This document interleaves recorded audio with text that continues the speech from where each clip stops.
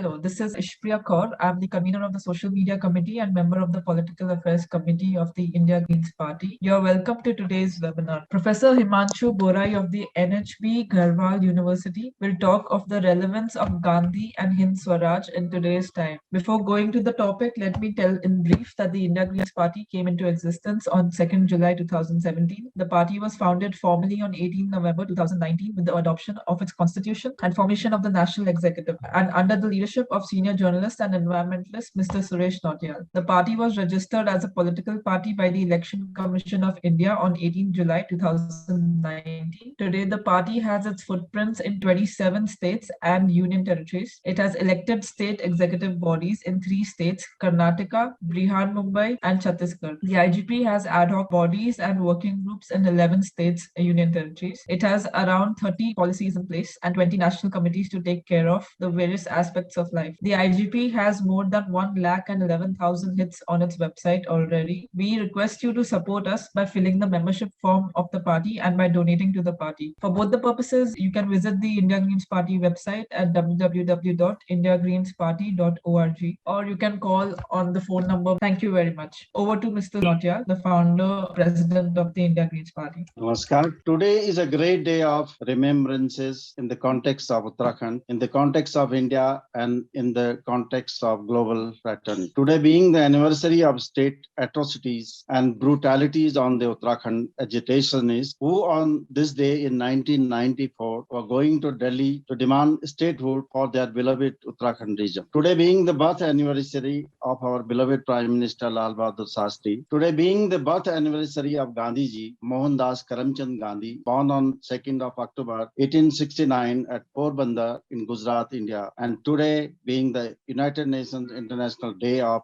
Non-Violence, observed to commemorate the birth anniversary of Gandhi, pioneer of the philosophy of non-violence. Under the Green Dialogue series today, Professor Himanshu Borai of the Hemati Nandan Bahuguna Garhwal University will be talking on the relevance of Gandhi and Hind Swaraj in today's times. As you know, Hind Swaraj or Indian Home Rule is a book written by Mahatma Gandhi in 1909. The book was banned in 1910, British government in India as a seditious text. In it, he expresses his views on Swaraj, modern civilization, mechanization, etc. Gandhiji wrote this book in his native language, Gujarati, while traveling from London to South Africa. Hind Swaraj takes the form of a dialogue between two characters, the reader and the editor. The reader essentially serves as the typical Indian countryman whom Gandhi would have been addressing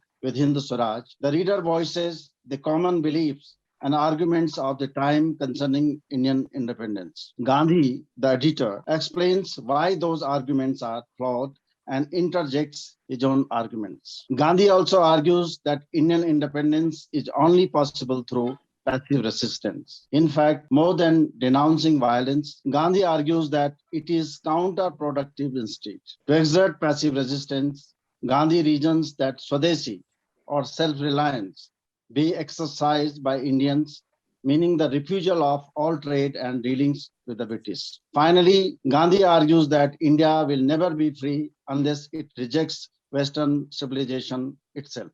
Gandhi, who considered violence not a natural tendency of humans, objected to violence because it perpetuated hatred.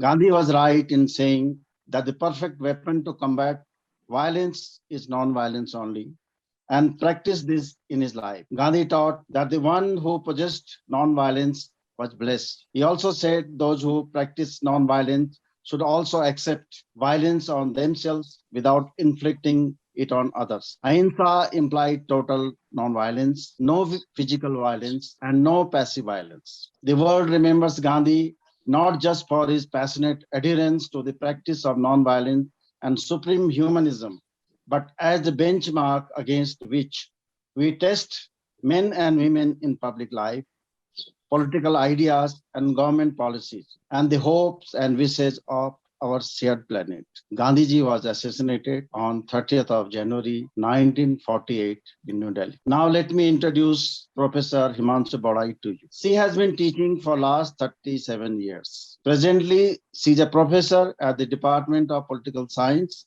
Hemati Nandan Bhavna Garhwal University, Srinagar, a central university in the Uttarakhand state of India. She is also director of women's studies in the same department. Professor Bodai has specialization on Gandhian thought and women empowerment. She has been awarded by the Gandhi Smriti and Darshan Samiti in recognition of her commendable involvement spreading the message of Sarva Dharma Sambhav, harmony among the youth of the country. Professor Bodai is associated with several organizations like Indian Society of Gandhian Studies, Indian Political Science Association, and Indian Society of Gandhian Studies. She did several research projects for several reputed organizations in India. Also, she has written and edited several books on Gandhian philosophy and thought and women empowerment. Besides, she has traveled widely throughout the world to deliver lectures on Gandhian philosophy, women empowerment, and peace. Thank you very much. Over to Professor Himanshu Bodai of the HNB Garhwal University. She will use both Hindi and English so that the non-Hindi speaking people also know her views. Thank you, and over to Professor Himanshu Bodai. Thank you, Mr. Nautiyal. Today, it's my great pleasure that today we are going to discuss a very relevant topic. And I would like to congratulate Green Party also because they have taken this decision to celebrate Mahatma's birthday in a different manner. Today is also the birthday of our beloved Prime Minister Lal Bahadur Shastri, who was the real disciple of Mahatma Gandhi, and he practicalized in his life the theory of Mahatma Gandhi.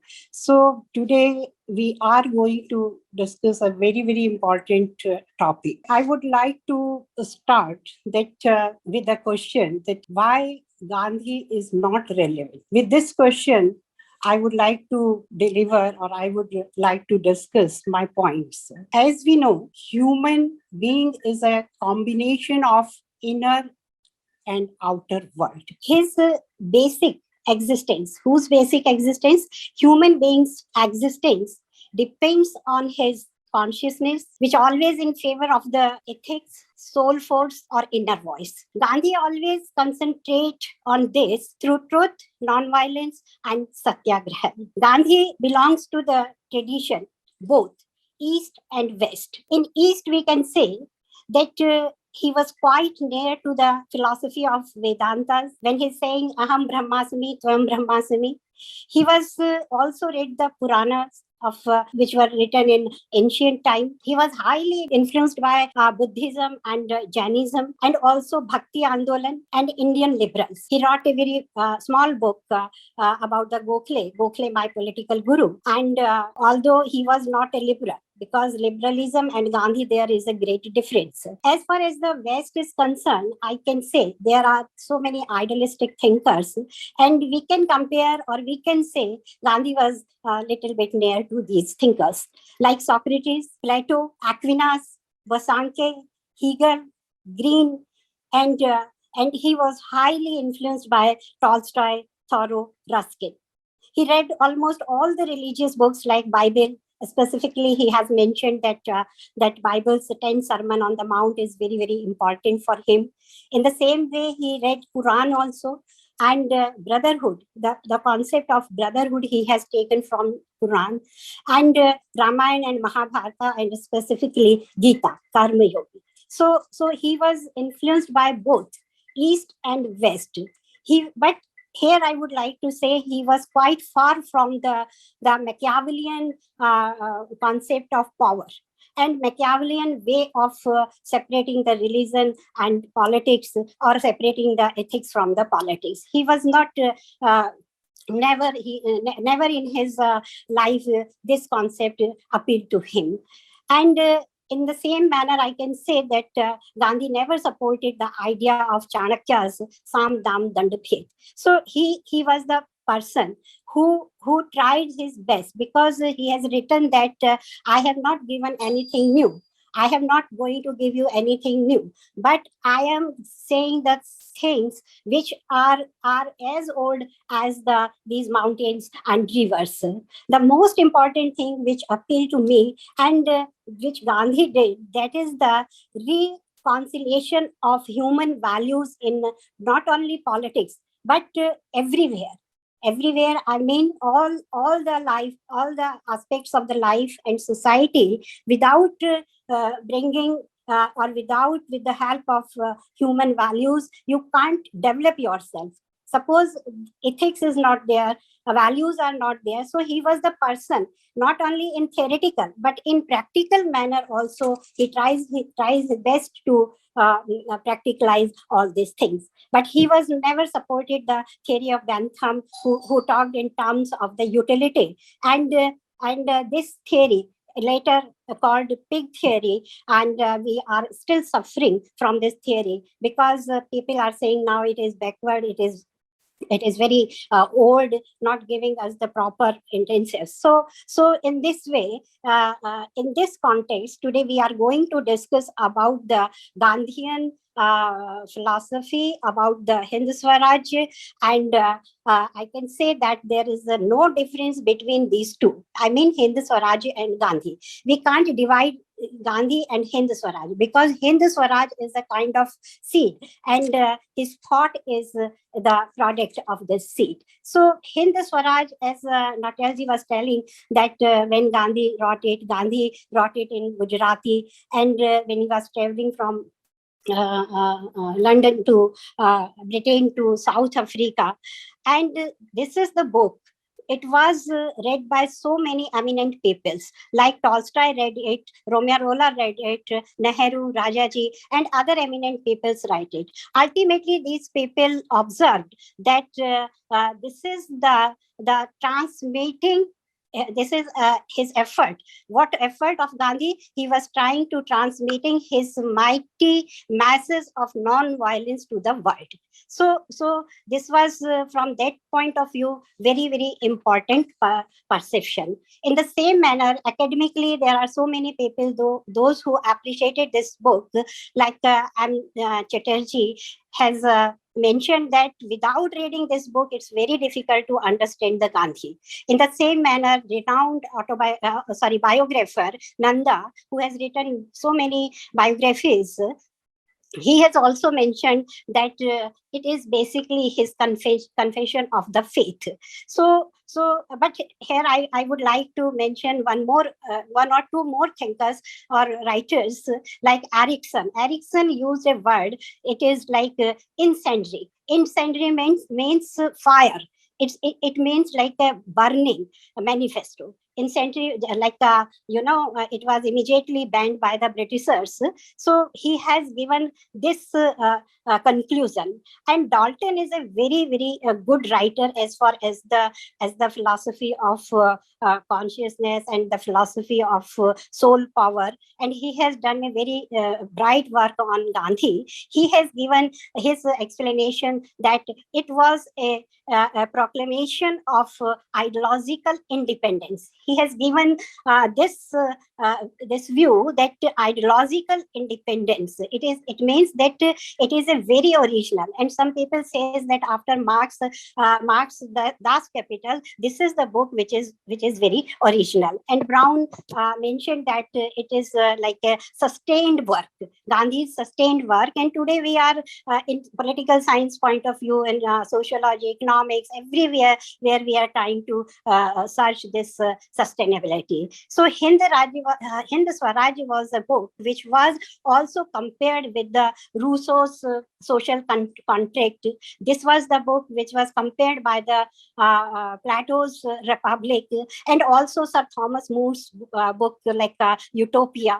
So here I would just in a very few words want to say that it was the book which was written within the 10 days only. 13th November Gandhi started it, and 22nd of November when he was on the ship in 1909. And one more interesting thing. Gandhi was writing this book with the help of both hands. When his right hand started penning, he was having pain in right hand, he started writing with the left hand.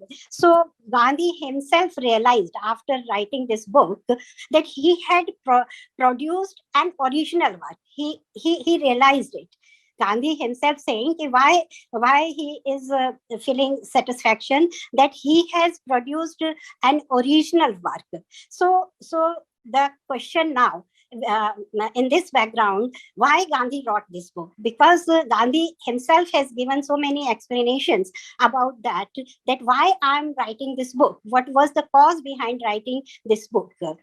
So 5 6 causes he has given, and all causes are very important because that is the basic thought of the Gandhian philosophy.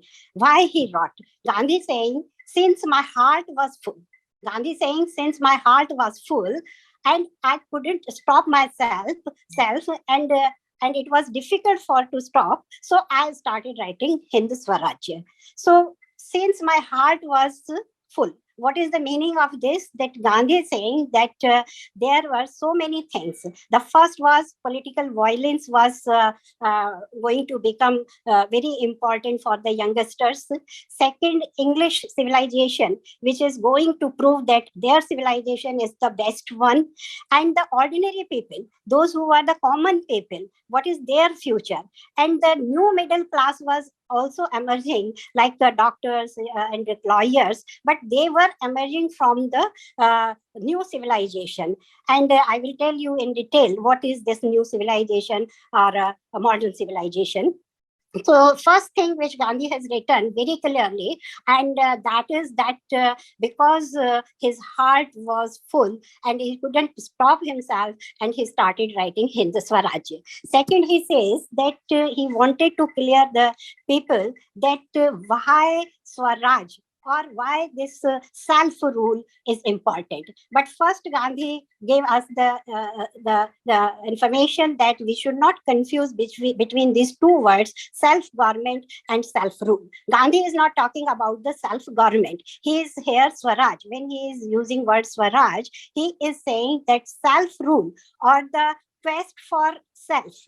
Self means improvement. When you start thinking that there must be some improvement from inner side, it means you start become the free. So he has given a detailed view of Swaraj, what exactly Swaraj in this book. Third, which I mentioned in the first one also, it was a response to those who wanted to include violence in political theory.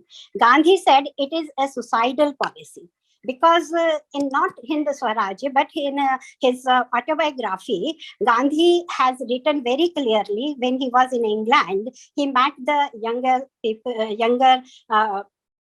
generation, those who are from India, and they were discussing that without violence, it is not possible to face the Britishers. So Gandhi could not sleep whole night on that whole night, and he was thinking about that. Through Hindu Swarajya, he is going to give this answer, and he said, no, not violence, but we are in need of a bigger weapon. We are in need of a bigger weapon, more powerful weapon. And he realized that powerful weapon is only non-violence. So it was also a cause because he wanted to give the answer to the Indians, those who were studying there, getting scholarships there, and trying to convince Gandhi that how violence is very, very important. Fourth, Gandhi, which is very important, says that he was anxious to teach the Indians that modern civilization is very, very harmful. And this modern civilization is a great threat to the Indians because his perception was generally people on that time thinking that the modern civilization is very good, but this colonial system is very bad. So here Gandhi wanted to clear to the people that this colonial perspectives, these colonial aspects emerge from the this modern civilization. These two are not the different as far as colonial perceptions are concerned and the modern civilization is concerned. These are the two sides of one coin, so people should not confuse in this. And he says, whenever I'm talking about this modern civilization, so you should not understand that I'm saying back to the ignorance or back to the darkness. No, not at all. Gandhi simply saying that there is a beauty in voluntarily simplicity, voluntarily poverty, and voluntary slowness. I mean, generally, what happened, because this civilization came to India, and they declared that all these characteristics of the Indian civilization are backward, and they can't become the progressive. So this was this I'm going to discuss in the last.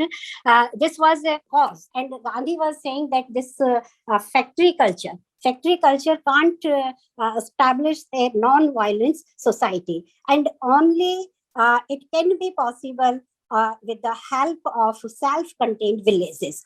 Because this was the fourth thing which was Gandhi is going to discuss, and he is saying, and is saying that we can be built a very good civilization or very good society, which is called self-contained villages. Means self-contained village is a small unit of Gandhi, and when he is talking about the village, he is saying that it is totally decentralized method. Village is like a small unit, and it will be totally decentralized, like socio-economic, politically, and economically. So this was the cause Gandhi writing this book. And fifth, he has mentioned that reconciliation between Indians and Britain. Generally, people think that Gandhi was after Britishers and he was just obeying them blindly. No, here Gandhi want to say that reconciliation of Indians and British people, because our roots are in religion. Every country's roots are in religion. So religious soil must be one. So religious soil, as we say that the religiously, all the religious are ethical religion. So in this way, he tried his best to reconciliation between Indians and Britishers. This was also a cause to write this book. Sixth, and finally, he says, this, which is very important from his point of view, he says that he wanted to give India practical philosophy. Means he wanted to give Indians or India a practical philosophy, which is dharma. Practical philosophy means it is a practical philosophy of the dharma, because this dharma can face the challenges of the modern civilization. Gandhi also realized that dharma is not in a very traditional way, but it is in the way that now we should think in terms of the equality, in the terms of the liberty, in the terms of the fraternity, and also he said that how to mutual assistance and all. So dharma now, because these concepts were emerging, and we should think in the terms of this. In this way, we can say he was talking about these six important points, which were elaborated him in his Hind Swaraj also. And he says these the causes why I'm going to write this book, Hind Swaraj.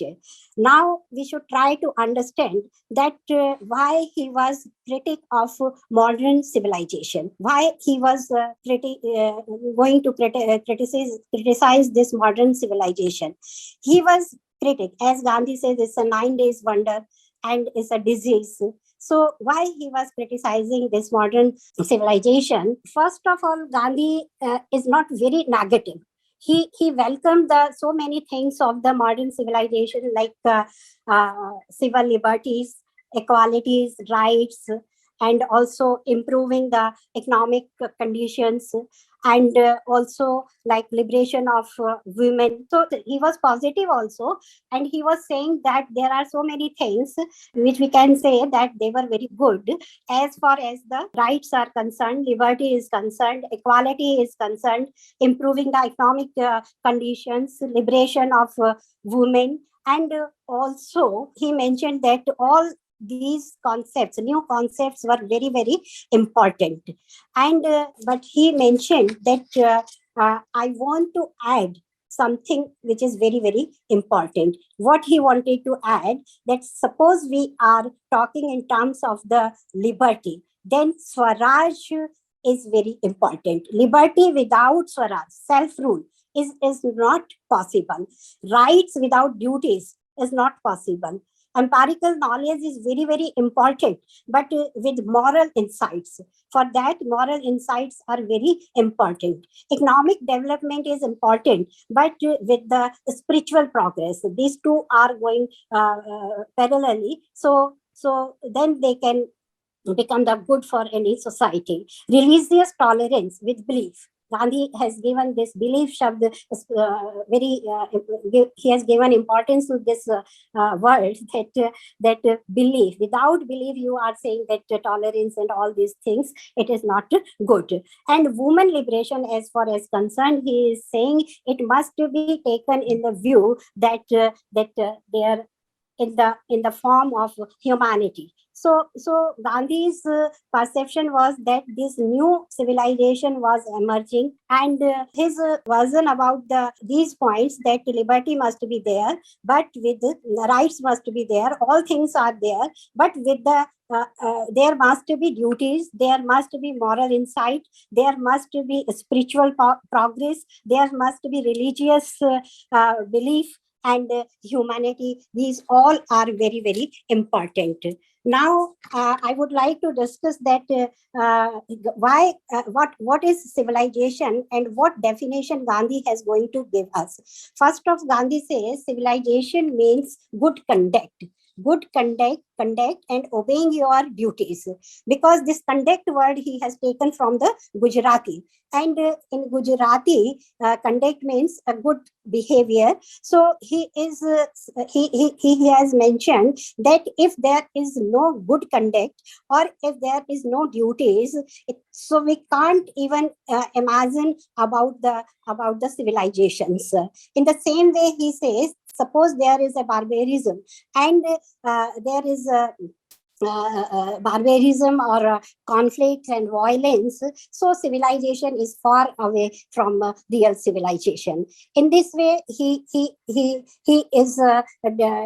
has given definition of civilization, and he says the Western civilization is hardly 100 years old, and this 100 years old civilization entered to the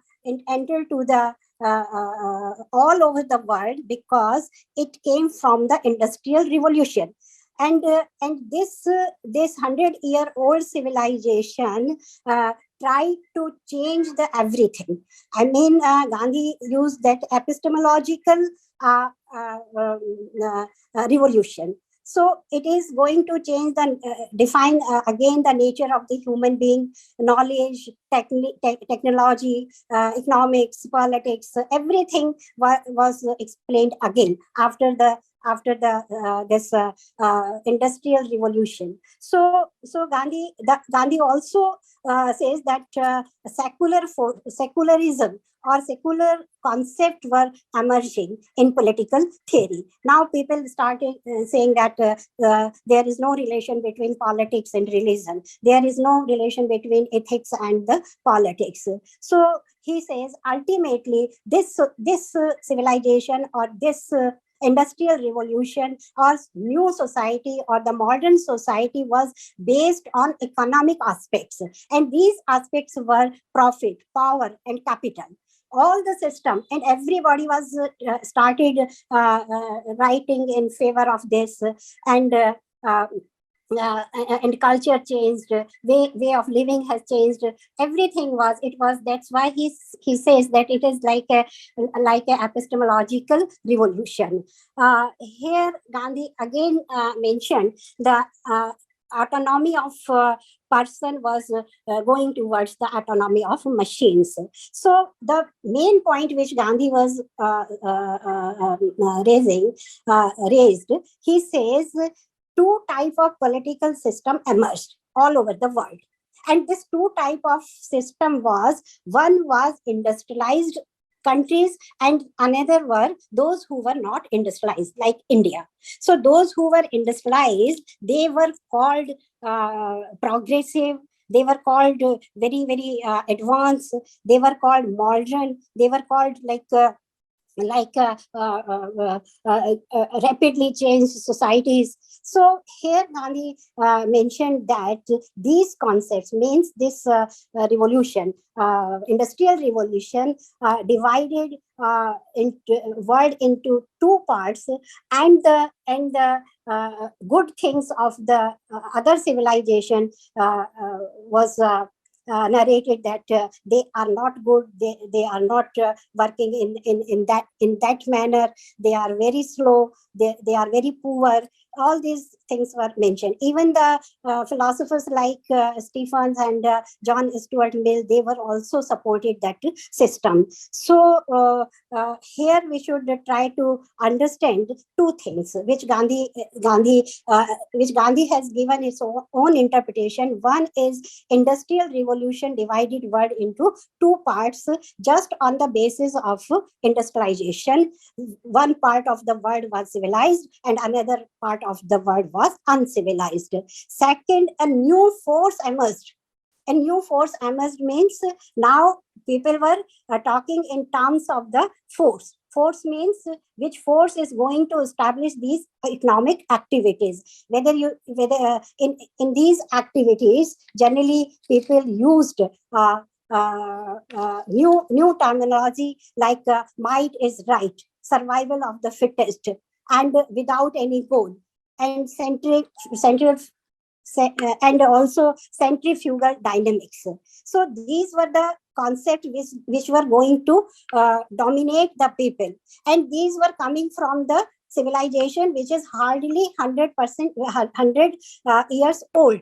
So Indian civilization, which was very important, as Gandhi says, one thing, it was very old, and another one, Gandhi has used three important words for that.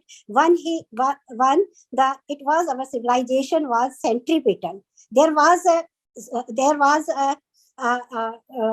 center, and another was this, it was adaptive. Adaptive means that anukul thi, and also third word he has used, that the contemplative. It is like patience was there, but these things were narrated like negative aspects. Here Gandhi is disagree with this new civilization, because Gandhi says India's simplicity, India's patience, India's way of working, India's way of living, all were declared like these civilizations are backward civilization. They are not well-mannered people. They were working very slow. It is all voluntary. Gandhi is saying, suppose I am not wearing so many clothes, voluntarily I am doing. And in that period, there were so many people, those who were simple because of voluntary. So these all things were narrated in a negative way. Here Gandhi was object, and Gandhi said the Western impatience, Western so-called modernization, and the materialistic approach, all were trying to dominate Indian culture or Indian civilization. And for this, Gandhi says that in phonics he established ashram also, how we can save the our civilizations. So I here want to I have given why Gandhi was the critic of this civilization, because for any civilization, Gandhi says there must be sound foundation. There must be sound foundation, there must be duties, there must be good conduct, there must be self-knowledge, and also because of all this, one civilization was like a civilization of gods, and another those who have not having all these qualities, they are the Satan's civilization. So here we should try to understand that Gandhi was not negative, he was positive, and he says this disease is curable. I'm not saying that this disease is not curable. It is curable with the weapons of non-violence. It is curable with the weapon of Swaraj, self-development, and soul force. Ethical components are there, and also religious education. In this background, Gandhi has given us the problems of machinery, which are going to dominate peoples. In these conditions, engineers, doctors, and lawyers are emerging. So, what type of behavior they will do? They will of course think in terms of the profit always. That's why he was criticizing doctors, lawyers, and the wealthy people or the middle class, which was emerging on that time. So ethical concepts, suppose we are doing minus from any civilization, and we say these are the concepts which is going to in any you are not giving importance in any civilization. So I'm not agree to say that civilization is the real civilization. So what is going on today is also going on the same. Exploitation is there, violence is there. Poor countries are going to become poor, rich countries are going to become richer. And when we read the Rawls social justice and Amrita Sen's social justice, basically they were talking in terms of the Gandhian philosophy. Justice must be seen, because there are Arabs of country, those who are not getting 2 times bread and butter. So our problems are not we should not say that now there is no problems which were Gandhi was discussing on that time, and that's why Gandhi is irrelevant. I'm here little bit a different opinion to others. So I think if this perception is clear, why Gandhi was criticizing modern civilization, he was very clear that capitalist modernity, I'm going to criticize capitalist modernity. And second thing, colonial thinking of power. These two are the central point of the Hind Swaraj. The one is he is going to criticize modernity, which is based on the capitalist system. And he is also saying that colonial thinking of power, it is very, very dangerous. So I think the main points which are related to the Hind Swaraj, I have discussed here, and ultimately I would like to sum up with a sentence, then with the one line that Gandhi his work for the self-service and for the humanity. So basically, his whole concentration was on the humanity. When he was talking about the Ram Rajya, he was talking about the Ramayana or the Dharma Rajya or the Dharma laws. So he is saying the simple meaning all is the welfare of others. I'm talking in terms of the welfare of others. And all these are the base of all these is the how much you can help to the other, how much ethical concepts you can grow inside, and how you work on the basis of your own soul force. So I think these are the basic things which were discussed in Hind Swaraj, and I would like to finish my conversation here. Thank you to everyone, those who were listening. Thank you. Thank you very much, Professor Himanshu Barai, for this incisive conversation. I have a few questions, but before that, I would like the participants, if they have any query, any inquiry. So I do not see. So I would like to ask, request our Mr. Ranmal Singh Jhala, who is one of the vice presidents of the India Greens Party, to reflect on what Professor Himanshu had said. Over to Jhalaji. Regarding Hind Swaraj, there's another book called Gram Swaraj. And Gandhi disagreed with Nehru regarding industrialization. They had long exchanges on this. And Gandhi said industrialization is evil. And Nehru said, no, we won't follow the American capitalist model. We will follow the Russian socialist model. Gandhi said, no, industrialization per se is evil. But anyway, Gandhi and Nehru never saw eye to eye on that. And Nehru never understood Gram Swaraj, or he hardly visited villages. And I believe that even now, Gram Swaraj is the way forward. We need to disinvest in unsustainable cities. The cost of quarrying and mining for metros and things is not sustainable. So, in fact, there's a limit to growth of cities. And we should have small towns, kasbas, mofussil towns, make villages sustainable. And that's what is the only way forward. Because Gandhi's Nai Talim was also given lip service for the first few 5-year plans. Even that was forgotten. And Basant has recently been to Wardha, but in Sevagram, they still have Kala Bhavan. I have an idea that we need to use Satyagraha in a new form. We have to reinvent Satyagraha through Kalagraha and through the arts. No slogans, no activism. We should celebrate. And our Green Party campaign should be a celebration through the arts. But that is taking off on Gandhi's Gram Swaraj. Because if we have village republics which are self-sufficient, then we will attain true democracy. Thank you, Jhala Sahab. So, Professor Borai, would you like to respond to Jhala ji? Or add to what he has said? No, I just want to add that when we talk in terms of the Swaraj, as I mentioned here, that Gandhi was very clear, Swaraj only can be achieved to the smallest unit of the village. And it will be the totally republic, it will be the totally decentralized, not only from political point of view, but socio-economic and cultural point of view. So this unit, small unit, village unit, basically it is a small and also as a Schumacher's book, we have seen all that small is beautiful. So this village for the Gandhi is like a small unit, and Swaraj, self-rule.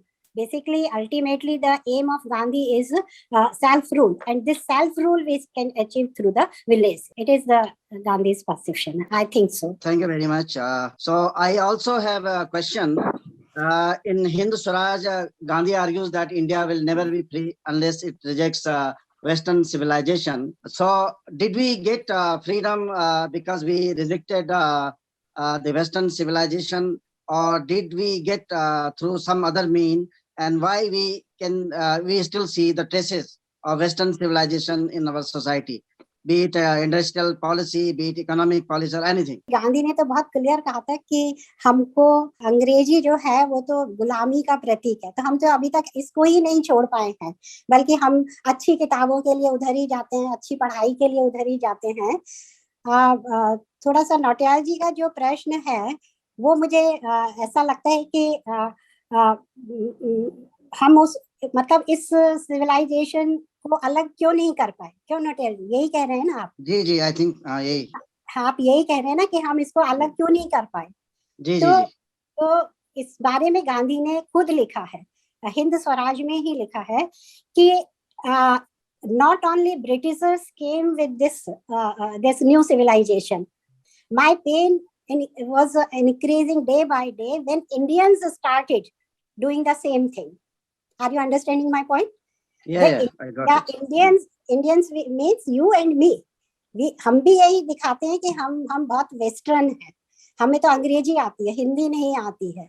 तो अभी जो next session मेरे होने वाले हैं वो इस पे ही होने वाले हैं, लेकिन ये फैक्ट है कि हम ब्रिटिशर्स की जो 100 साल पुरानी सिविलाइजेशन थी उनके परसेप्शंस को हमने कहा कि ये बहुत नए हैं, ये बहुत अच्छे हैं, और विशेष करके जो इंडियंस ने इसको कहना शुरू किया। गांधी ने कहा मुझे ब्रिटिशर्स ने कहा ऐसा, इससे कोई ऑब्जेक्शन नहीं है, लेकिन इंडियंस ने जब इसको इंडिया में लागू करना शुरू किया और फिर उसको आप देखते हैं कि गवर्नमेंट्स ने भी वैसा ही किया और आज भी गवर्नमेंट्स वैसा ही कर रही हैं, तो कैसे हम उस चीज से अलग हो सकते थे? हम पहले से ये धारणा बना करके बैठ गए कि जो कुछ वहां से आया है दैट इज गुड, वही सबसे अच्छा है। हम इसके लिए प्रयत्नशील ही नहीं हुए कि जो हमारे पास है, जो 5000 साल पुराना है, उसमें भी बहुत कुछ अच्छाइयां थी, हमने कहा नहीं, उन्होंने कह दिया कि यू आर बैकवर्ड, तो हमने कह दिया हाँ we are backward and now you can give us the new incentives. तो ये जो हमारी सोच थी या जो हमारा दृष्टिकोण था, जो कि इंडियंस के द्वारा हमारे ऊपर डाला गया, वो एक बहुत बड़ी त्रासदी थी भारत की। जी। इसलिए भारतीयों ने उसको माना। जब मान लीजिए आपके कितने 10 लाख अंग्रेजी स्कूल हैं, आज भी कितने ऐसे हिंदी स्कूल हैं, सरकारी स्कूल हिंदी हैं, उनमें कौन पढ़ता है?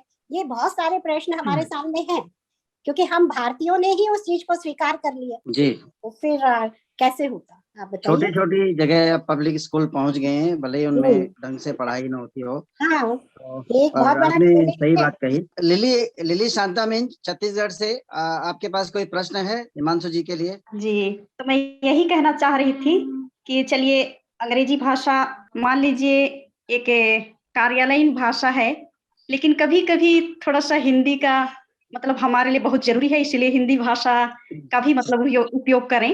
मैं आपसे 100% एग्री हूँ। और गांधी ने भी स्वराज में कहा है कि जब उनसे पूछा गया कि अपना शासन है, स्वराज है, इसको हम फिर इंग्लिश में नहीं, तो गांधी ने कहा था कि मुझे बहुत दुख होता है कि स्वराज के लिए भी मुझे कहना पड़ रहा है कि इंग्लिश में बोलना पड़ रहा है, कोर्ट में मुझे इंग्लिश में बोलना पड़ रहा है, मैं गुजराती में नहीं बोल सकता। तो ये जो चीजें थी, ये वो फोर्सेस थी जो कि आपको रियलाइज कराना चाहती थी कि आप गलत हैं, आप सही है ही नहीं, और हमने उसको रियलाइज कर लिया।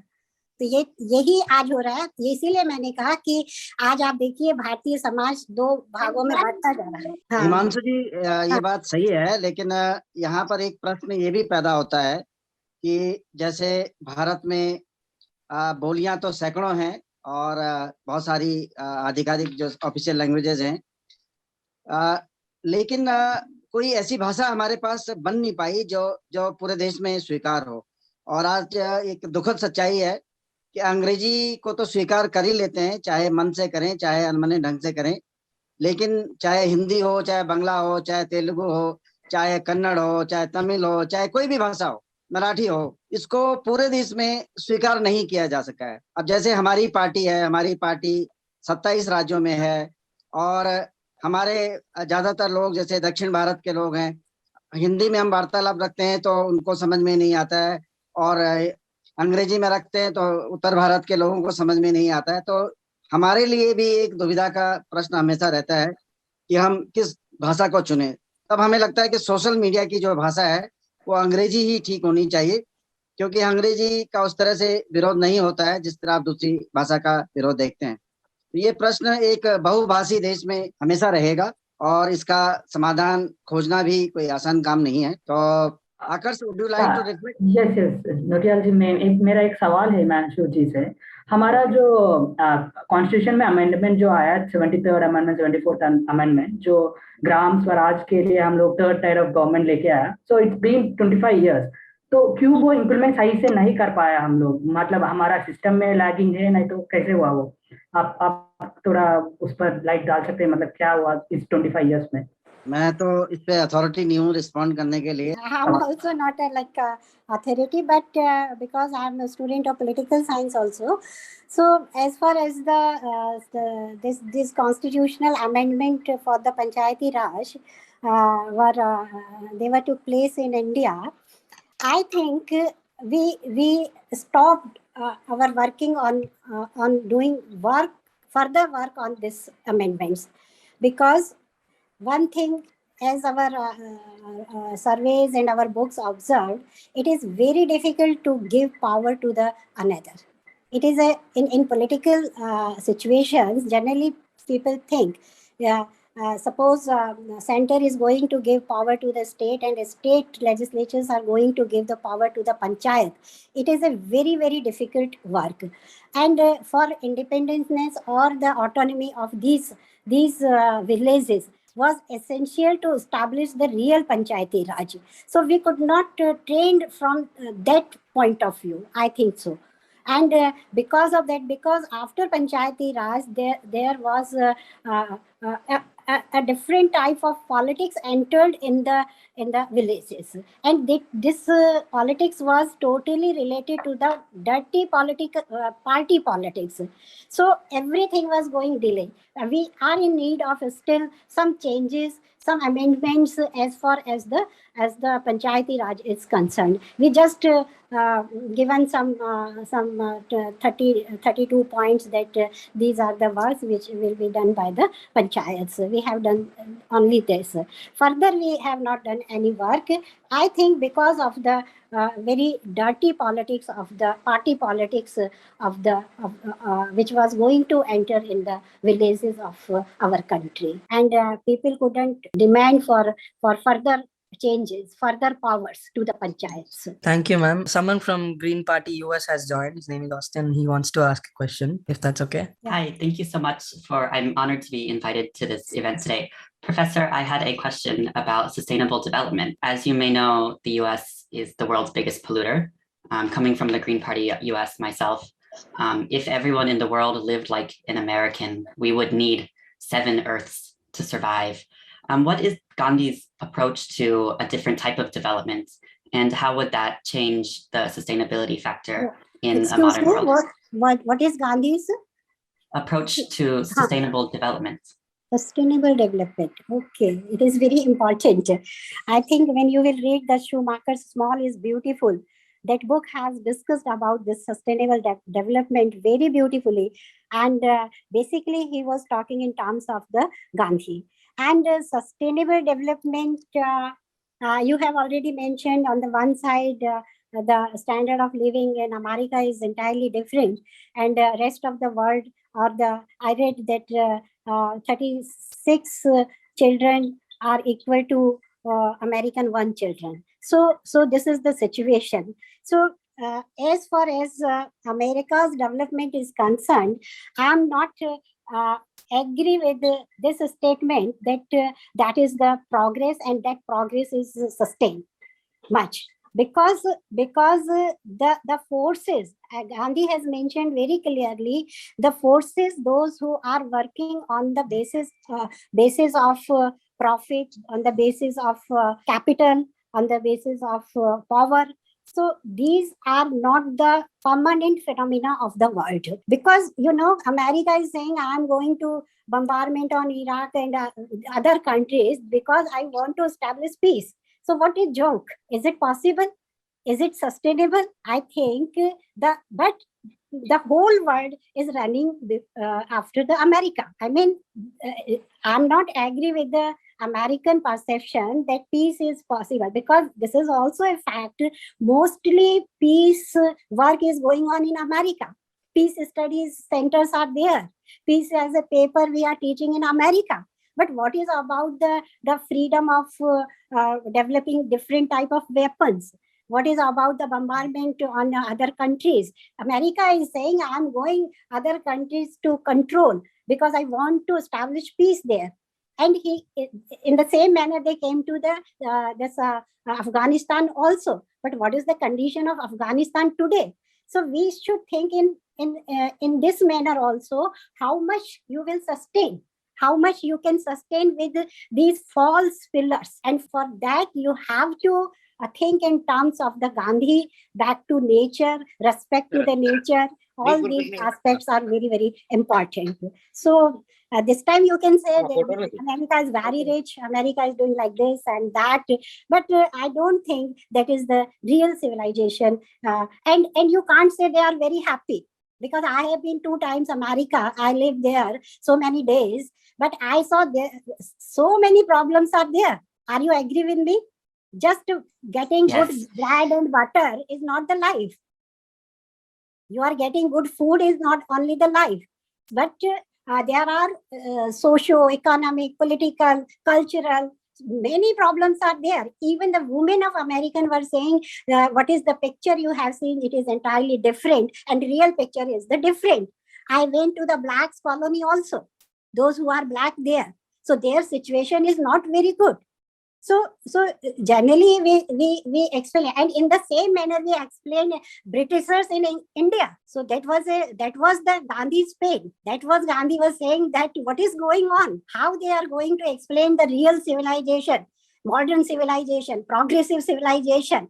but you are not talking in terms of the ethics, you are not talking in terms of the morality, you are not talking in the terms of the religion. Religion means dharma. Dharma means your duties. So how you explain, how you can say that, materialistically, they are very rich, but as far as the spiritually, as far as the other aspects are concerned, cultural and all, they are not very rich as far as civilization is concerned. How much I have clarified myself, I don't know, but thank you for such a nice question. Yes, thank you so much, Professor. Thank you, Austin, Thank you. for asking this beautiful question. And in fact, we are struggling with these questions, and ecological sustainability is also a big Very question and very important. So is anybody else who wants to know something from Professor Borai? I have a question, Sureshji. Yeah, please go ahead. Basically, Schumacher wrote another book called Buddhist Economics. Yeah. You are correct. Yeah. So, what is the way forward? It's not a question. We have to find the answers and to these queries regarding what is the Buddhist economics application. How do we apply Buddhist economics in our thinking, in our lifestyle? Yeah, it's a big question. How I think we should all read Buddhist economics. Yeah. And Gandhi also read Buddhism and Jainism, and he was highly influenced by Jainism and also Buddhism. So Buddhist is the middle path. It is very important. And Gandhi was also not saying everybody should become the Gandhi or everybody should become the Buddha. It is not possible. That's why he was talking in terms of the ordinary peoples also. And for them, he was very much worried. And that's why he never went to the forest to take the moksha and all. He was continuously working with the people of the India. And he was different. He has given us 18 constructive programs, and these programs are very important from that point of view. If we will start working on that, then that middle path we can achieve. I think so. Thank you. Professor, my name is Rahul. I just have one question. If we have time for one question, can I ask that, sir? Yeah. Rahul, quickly. Yeah, okay. Thank you.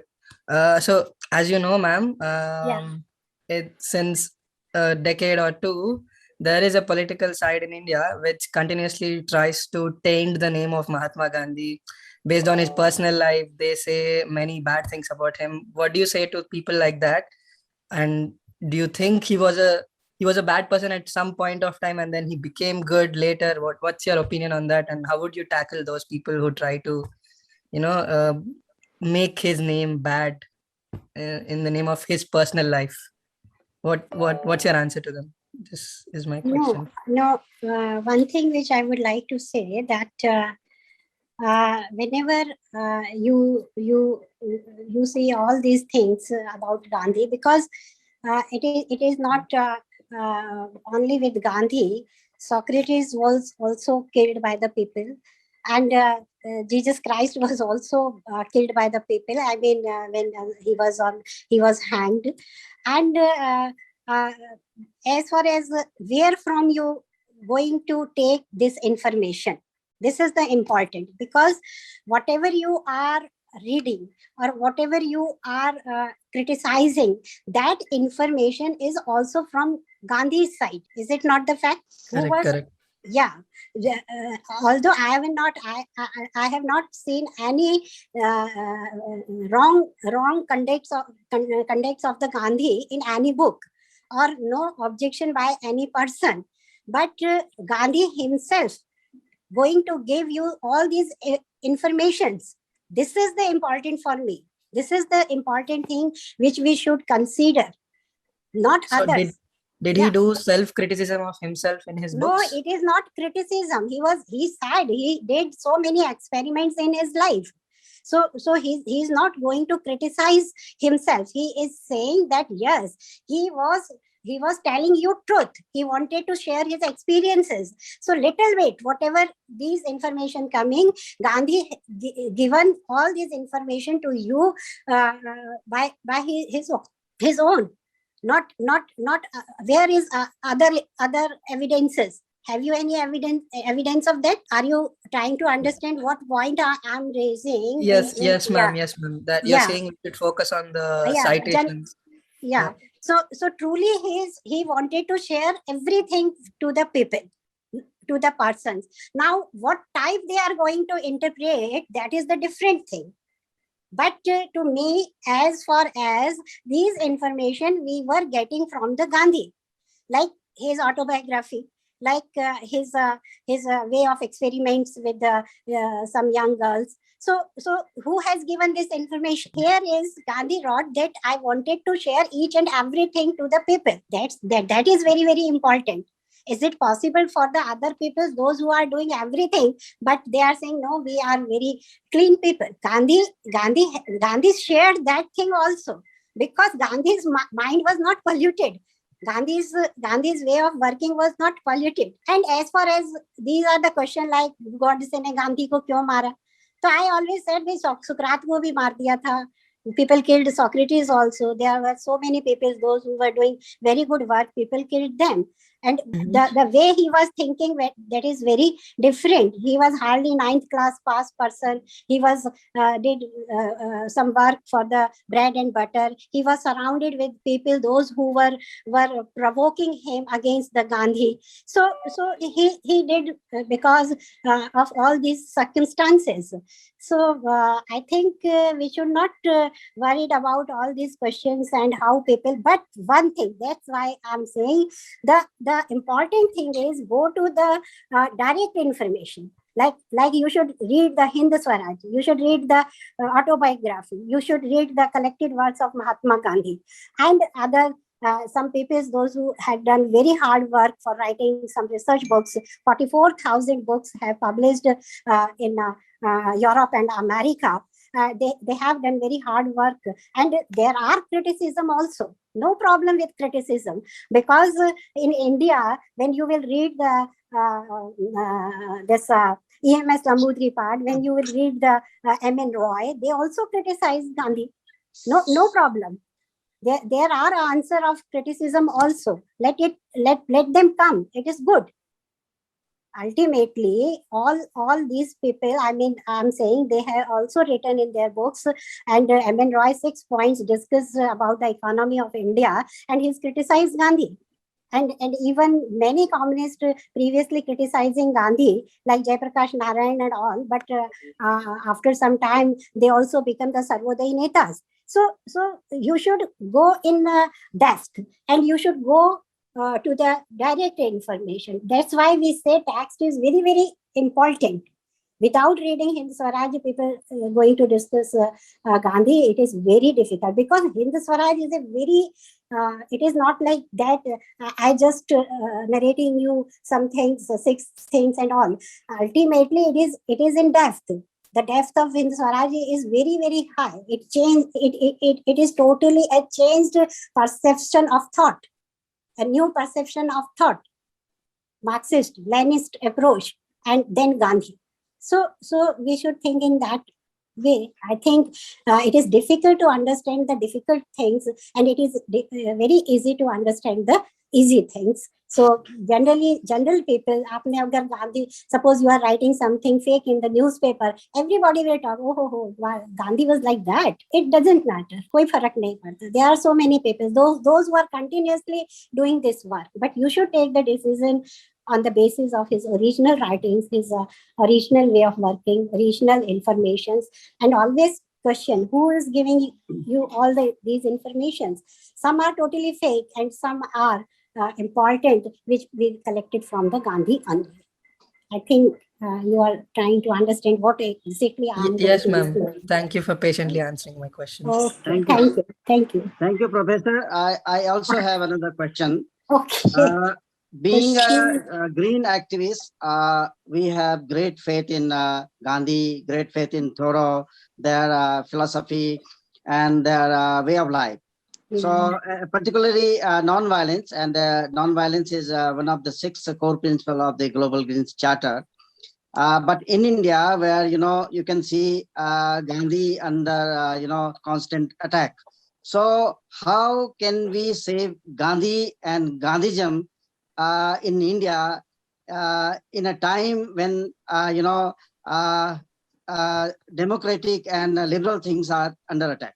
You mean there is no democracy in India? Or you want to say that there is problems with it is not the kind of democracy we visualized or we imagined.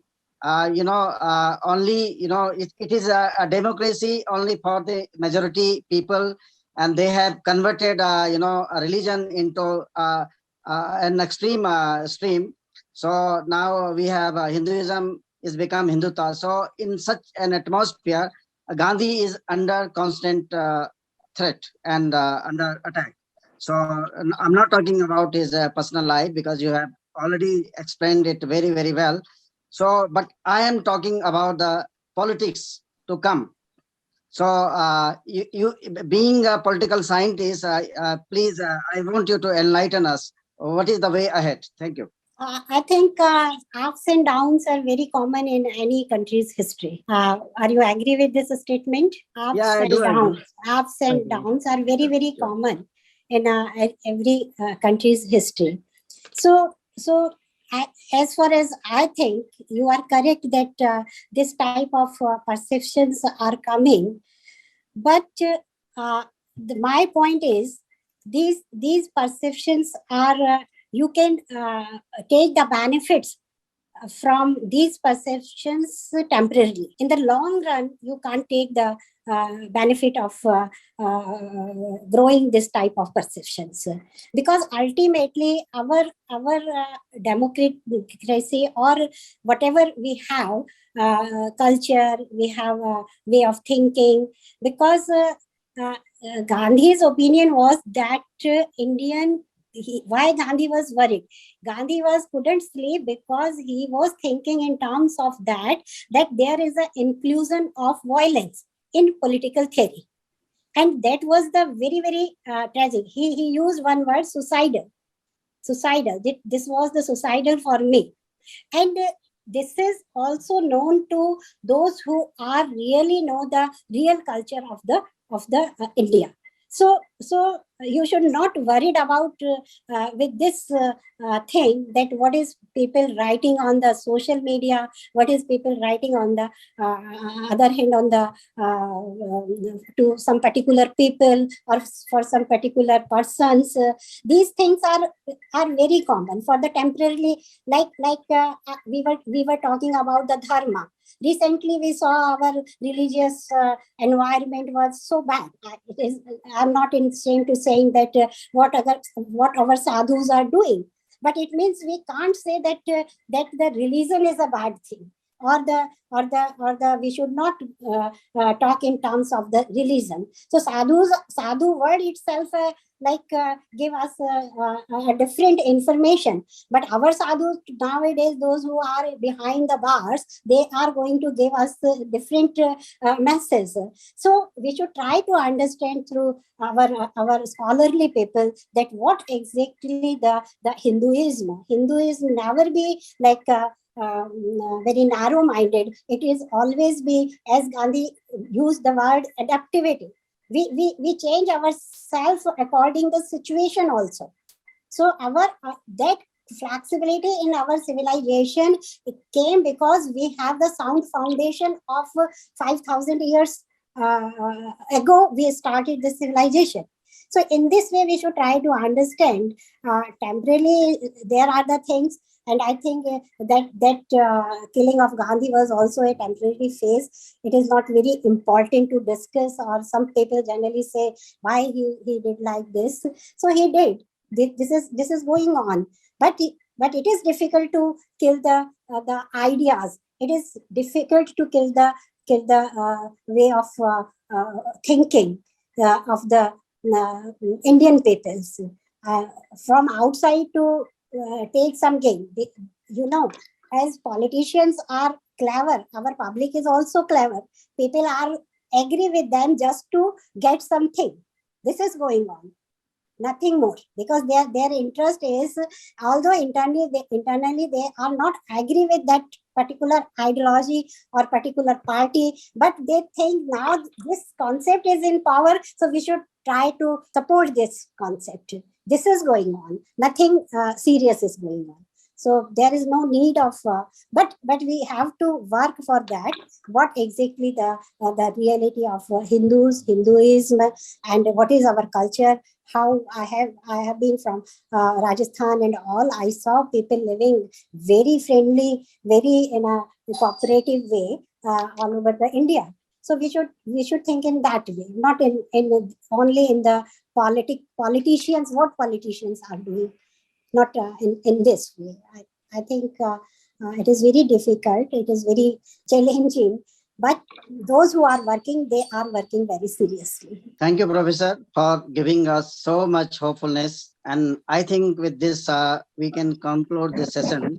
And let us keep reading the Hindu Swaraj, the Das Capital, and Plato's The Republic and Social Contract, all the books, and enlighten ourselves. So thank you very much, Professor. Thank you very much, everybody present here, for this lively and incisive conversation on Hindu Swaraj and its relevance. Thank you so much. Thank you. Happy Gandhi Jayanti. Yes, happy Gandhi Jayanti to everyone. Okay, thank you so much. Okay, thank you.